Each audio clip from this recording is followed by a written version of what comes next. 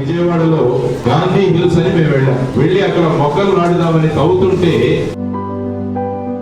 హైదరాబాద్ లో కనుక మీరు వెళ్ళి చూడగలిగితే కార్లు తేలుతున్నాయి నీళ్లలో. అంటే మన డ్రైనేజీ వ్యవస్థ ఏదైతే ఉందో, ఈ మధ్య మాట్లాడుకుంటున్నారు చాలా మంది, మేము 1000 అడుగుల బోరు వేయించాం, 200 అడుగుల బోర్లు వేయించాం, 300 అడుగుల బోర్లు వేయించాం. అంటే మన గ్రౌండ్ వాటర్ ఏదైతే ఉందో, శ్రీకాకుళం నగరంలో 85% ప్లాస్టిక్ ని ఈరోజు అరికట్టగలిగారు అన్నది నేను చెప్తున్నాను అన్నమాట.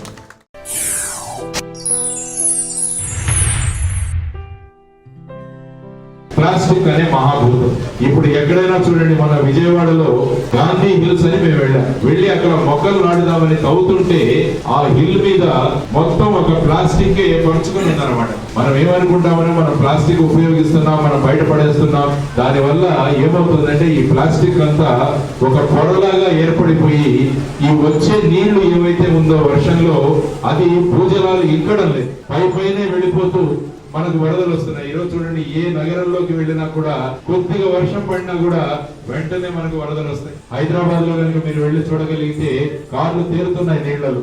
అంటే మన డ్రైనేజీ వ్యవస్థ ఏదైతే ఉందో, వచ్చిన వర్షము నీటినంతా కూడా మనము దాన్ని ఒడిసి పెట్టి మనం గనుక భూమిలో గనుక పంపగలిగితే గ్రౌండ్ వాటర్ పెరుగుతుంది. ఈ మధ్య మాట్లాడుకుంటున్నారు చాలా మంది, మేము 1000 అడుగుల బోరు వేయించాం, 200 అడుగుల బోర్లు వేయించాం, 300 అడుగుల బోర్లు వేయించాం. అంటే మన గ్రౌండ్ వాటర్ ఏదైతే ఉందో అది క్రమక్రమంగా కిందికి వెళ్ళిపోతుంది అనమాట.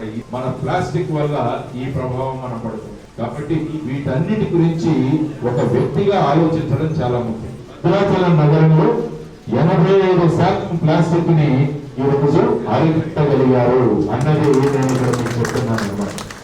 ఎందుకంటే ప్రతి ఒక్కరూ బాధ్యతగా తీసుకోవాలి. మన మహాబలిపురంలో మన ప్రధానమంత్రి నరేంద్ర మోడీ గారు, ఆయన కూడా వెళ్లి ప్లాస్టిక్ ను ఏరివేత ఆయన మొదలు పెట్టారు. 15 ఆగస్టు రోజున ఆయన ఎర్రకోట నుంచి మాట్లాడుతూ, మనం సింగిల్ యూజ్ ప్లాస్టిక్ ఏదైతే ఉందో దాన్ని మనం అరికడతామన్నారు. ఈ రోజు నాకు చాలా ఆనందమైంది.